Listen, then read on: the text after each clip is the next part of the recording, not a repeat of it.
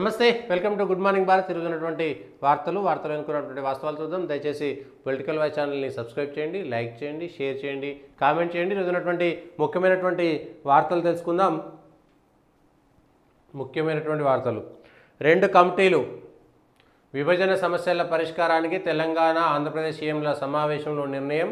తొలుత అదే ఒక్కటి కూడా పరిష్కారం అయితే లభించలేదు. 2 కమిటీలు వేసుకున్నారు, కలిశారు. ఏ ఒక్కటి కూడా వెంటనే కలిసినందుకు ఒక చిన్న అంశాన్ని కూడా ఇది వెంటనే పరిష్కారం చేశామనేటువంటి విధంగా కూడా చేయలేదు. చిన్న చిన్న సమస్యలపై పేచీలు వద్దు, మనోభావాలు దెబ్బతినకుండా పరిష్కరిద్దాం. ముందు 2 అయినా చక్కదిద్దితే సానుకూలత 70 అంశాలు అధికారుల స్థాయిలోనే 50, మిగతా 20 మంత్రుల కమిటీ ద్వారా. అప్పటికి ఇంకా అవసరమైతే కేంద్రం వద్దకు తరచూ కలవాలని ఇద్దరు సీఎంలు. బాబుకు కాలోజీ పుస్తకం నా గొడవను బహుకరించినటువంటి రేవంత్. నా గొడవలోనే కాలోజీ చెప్పాడు, ప్రాంతం వాడు దోపిడీ చేస్తే ప్రాంతేతరుడు దోపిడీ చేస్తే తన్నితరంతం, ప్రాంతం వాడే దోపిడీ చేస్తే పాతర పెడతామనేటువంటి మాట అందులోనే చెప్పిండు నా గొడవలో కాలోజీ. మరి చంద్రబాబు నాయుడికి ఆ కాలోజీ నా గొడవ పుస్తకాన్ని రేవంత్ రెడ్డి ఎందుకు ఇచ్చారో అని అర్థం కాలేదు. అంటే తన్నితరంతం చంద్రబాబు నాయుడు ఆయన ద్రోహం చేస్తే అనేటువంటి మాట చెప్పడానికి ప్రయత్నం చేశారా అనేటువంటి విషయాన్ని ఒకసారి ఆలోచించుకోవాలి. మొత్తానికి 2 రాష్ట్రాల ముఖ్యమంత్రులు కలిశారు కాబట్టి కలిసినందుకు ఏదో జరిగిపోయింది. గతంలో కేసీఆర్ జగన్ కూడా కలిశారు. అంతకుముందు చంద్రబాబు నాయుడు కేసీఆర్కి సంబంధించినటువంటి ఇబ్బందులు ఏంటో తెలుసుకున్నాము.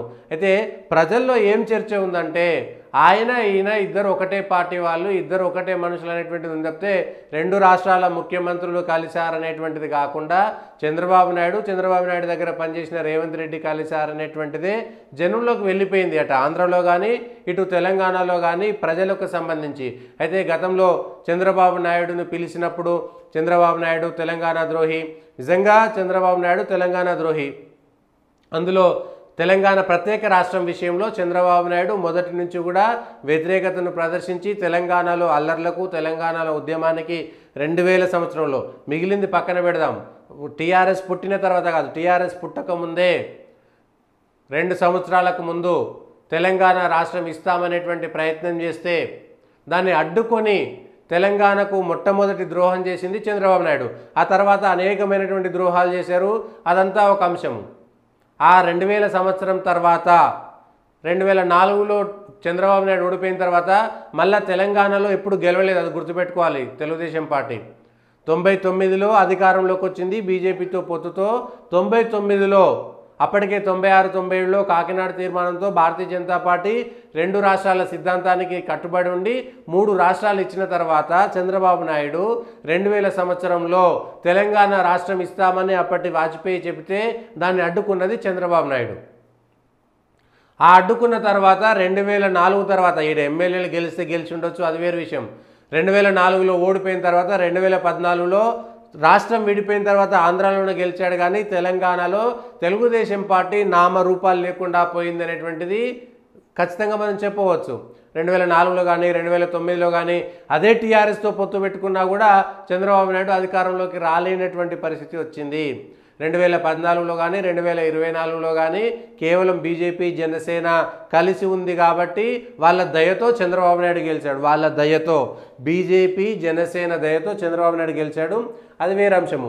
7 గంటల 45 నిమిషాల వరకు అంటే 1:45 నిమిషాల పాటు సాగింది. 1:45 నిమిషాల పాటు సాగినటువంటి ఈ భేటీలో ఏమేమి చేశారంటే డ్రగ్స్ నిరోధానికి కోఆర్డినేషన్ కమిటీ. సరే, అక్కడ ఇక్కడ డ్రగ్స్ అనేటువంటిది ఒకటి చేసిరు, అదొక కోఆర్డినేషన్ కమిటీ పెట్టుకున్నారు. మాదక ద్రవ్యాలపై ఉక్కుపాదం మోపుదాం, దానికి 2 ముఖ్యమంత్రులు కలిసి కూర్చొని చేసుకోవాల్సినటువంటి అవసరం లేదు. 2 డీజీపీలు కలుసుకోవచ్చు, లేకపోతే ఆ స్థాయిలో ఉన్నటువంటి 2 ఐజీ ర్యాంక్లోనో డీజీ ర్యాంక్లో ఉన్నటువంటి అధికారులు కలిసి కూర్చొని కూడా చేసుకోవచ్చు. ఇదొక్కటే తేలింది.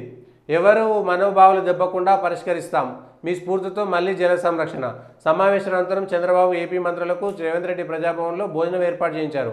సీఎంలు పలు అంశాల గురించి మాట్లాడుకున్నారు. ఇప్పటికే నగరానికి రీజనల్ రింగ్ రోడ్ వచ్చిందని, దీనికి ఔటర్ రింగ్ రోడ్డుకు మధ్యలో 2 రేడియల్ రేట్లు. మీరు ఉమ్మడి ఏపీ సీఎంగా ఉన్నప్పుడు జల సంరక్షణకు పలు చర్యలు తీసుకున్నారు. ఇప్పుడు 1500 అడుగుల లోతుకెళ్ళినా బోర్లలో నీరు పడడం లేదు. అందుకే మళ్ళీ జల సంరక్షణ చేపట్టాలని నిర్ణయించాం. ఈ దిశగా పెద్ద ఎత్తున కార్యక్రమాలు చేపడతామని వివరించారు. మరి ఆ తర్వాత వచ్చినటువంటి కేసీఆర్ కూడా జల సంరక్షణ ఇదే అది కాళేశ్వరము పాయకులు అందరు పెట్టారు కదా. చంద్రబాబు నాయుడు ఒక్కటే మొదలుపెట్టాడా జల సంరక్షణ? చంద్రబాబు నాయుడు ఉన్నప్పుడు కరువు కాటకాలు ఏర్పడ్డాయి. పూర్తిగా 7 ఏళ్ల పాటు వరుసగా కరువు వచ్చింది. చంద్రబాబు నాయుడు ముఖ్యమంత్రి ఉన్నప్పుడు వరుసగా 7 ఏళ్ళు కరువు వచ్చింది. భారీ వర్షాలు కురిసినప్పుడు వరద పోటెత్తి హైదరాబాద్లో ఎక్కడికక్కడ నీరు నిలుస్తుంది. దీనికి తగిన పరిష్కారాలు చేపట్టుకుంటున్నట్లు తెలిపారు. మూసీ రివర్ ఫ్రంట్కు సంబంధించిన ప్రాజెక్టు గురించి చంద్రబాబు ఆరాధించారు.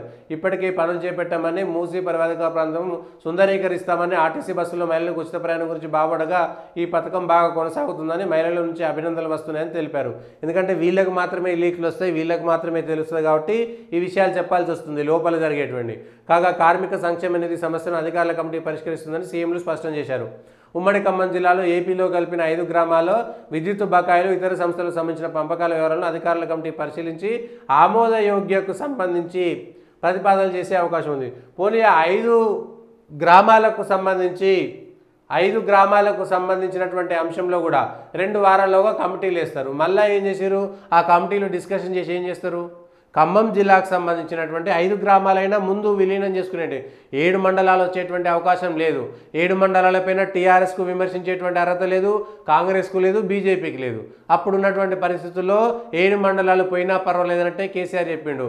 ఏ ఒక్కరోజు కూడా మళ్ళీ 10 ఏళ్ల పాటు కేసీఆర్ ఆ 7 మండలాలు మాకు కావాలని ఏ ఒక్కరోజు కూడా అడగలేదు. మోడీ అన్నిసార్లు కలిసిండు. మొదటి 5 ఏళ్లలో పెద్ద ఇబ్బందులు కూడా లేవు మోడీ సర్కార్ తోటి. ఆ 4 ఏళ్ళు అయితే మోడీ సర్కార్తో ఇబ్బందే లేదు. కానీ ఏ రోజు కూడా పోయిన 7 మండలాలు మాకు కావాలని అడిగిన దాఖలాలే లేవు. ఏదో ఆ 7 మండలాలు కలిసినప్పుడు అప్పటికప్పుడు ఏదో బంద్ చేస్తాం, తెలంగాణ బంద్ అని, అది అని ఇదని హడావుడి చేసి చెప్తే పెద్దగా చేసింది ఏం లేదు. కానీ ఈ 5 గ్రామాల విలీనానికి 2 రాష్ట్రాల ముఖ్యమంత్రులు కేంద్రానికి లేఖ రాస్తారంట.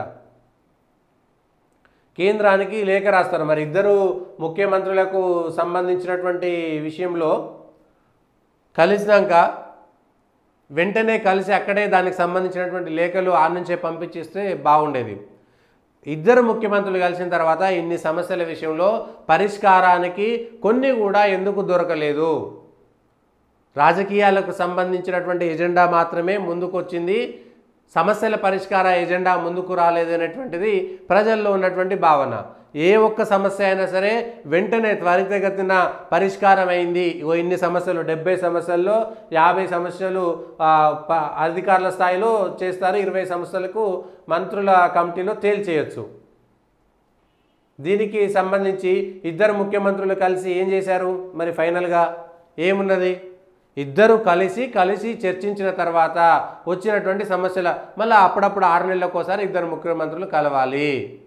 ఏ ఒక్క సమస్య అంటే కలిసిన వెంటనే పరిష్కారం లభిస్తుందంటే పరిష్కారం లభించేటివైనా ఆ డ్రగ్స్కు సంబంధించిన 1-2 డీజీ స్థాయిలో మీరున్నా లేకపోయినా 2 ముఖ్యమంత్రులు మాట్లాడుకొని ఫోన్లో మాట్లాడుకొని లేఖల ద్వారా కూడా చేసుకోవచ్చు డ్రగ్స్కు సంబంధించినటువంటి అంశంలో. మిగిలింది ఏమున్నది? ఏమీ లేదు. కొండంత రాగం తీసి ఏదో పాట పాడినట్టుగా ఉన్నది అని అనిపిస్తుంది.